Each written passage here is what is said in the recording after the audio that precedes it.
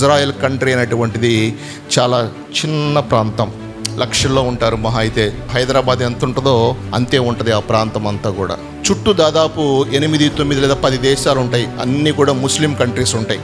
ఈ దేశాన్ని సంహరించాలి, ఈ దేశము ఈ మ్యాప్లో, వరల్డ్ మ్యాప్లో లేకుండా చేయాలని అనాది కాలము నుంచి ఎన్నో ప్రభుత్వాలు ఎంతగానో ప్రయత్నం చేస్తూ ఎన్నో రకాలుగా ఆ దేశం మీదకి రకరకాలుగా దండయాత్రలు చేస్తూనే ఉన్నారు.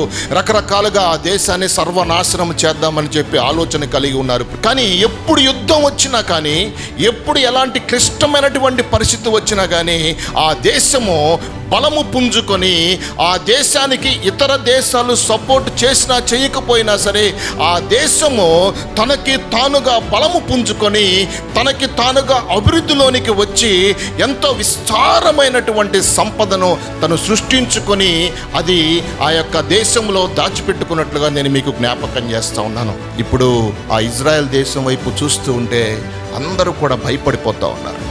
ప్రతి విషయంలో కూడా, ఈవెన్ ఏఐ టెక్నాలజీ విషయంలో, వ్యవసాయం విషయంలో, ఆహార పదార్థాల విషయంలో, శాటిలైట్స్ విషయాలలో, రాకెట్స్ విషయాలలో, సైన్స్ విషయాలలో ఇజ్రాయెల్ దేశము మనందరికన్నా ఎన్నో సంవత్సరాల ముందు అడ్వాన్స్డ్ టెక్నాలజీలో వారు నివాసం చేస్తున్నట్లుగా మనము జ్ఞాపకం చేసుకోవాలి. ఎలాగ సాధ్యమైందండి వాళ్ళకి?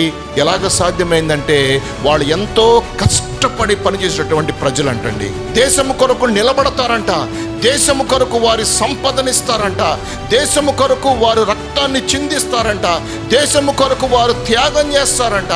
ప్రెసిడెంట్ కొడుకు వివాహం అయితే ఆ వివాహాన్ని కూడా పోస్ట్ పోన్ చేసుకున్నాడు. రెండో కొడుకు వివాహం అయితే యుద్ధం జరుగుతుంది కదా, ఇప్పుడు నేను సంతోషించవలసినటువంటి సమయము కానే కాదు, నేను సంతోషపడే సమయం కాదు. ముందు మన శత్రువులను మనము సంహరించాలి, వారికి మన దేశం మీద హక్కు లేకుండా చేయాలి అన్నటువంటి విధంగా వారు వారి సంతోషాలన్నీ కూడా ప్రక్కన పెట్టి ఈ దేశము యొక్క శోభ, ఈ దేశం యొక్క ప్రసిద్ధిని ప్రపంచ దేశాలకు చాటి చెప్పే విధంగా వీరు ఇజ్రాయేలులు ప్రయత్నం చేస్తున్నట్లుగా నేను మీకు జ్ఞాపకం చేస్తూ ఉన్నాను. ప్రియ సహోదరి సహోదరులారా, చూడండి, ఎంతో ఎడారి ప్రాంతంగా కనబడతా ఉంటుంది కదా మనం చూసినప్పుడు. కానీ ఆ ఎడారిలో నుంచి సస్యశ్యామలమైనటువంటి మొక్కలు ఒలిచినాయి అంటండి. అడ్వాన్స్డ్ టెక్నాలజీతో వారు తక్కువ మట్టితో విస్తారమైనటువంటి పంటను ఎలాగ పండించుకోవాలా అనేటువంటి ఆ టెక్నాలజికల్ సిస్టమ్ని మొట్టమొదట తీసుకుని వచ్చింది ఇజ్రాయెల్ దేశం అన్న విషయం నేను మీకు జ్ఞాపకం చేస్తున్నాను. అందుకే ఇశ్రాయేలును కాపాడువాడు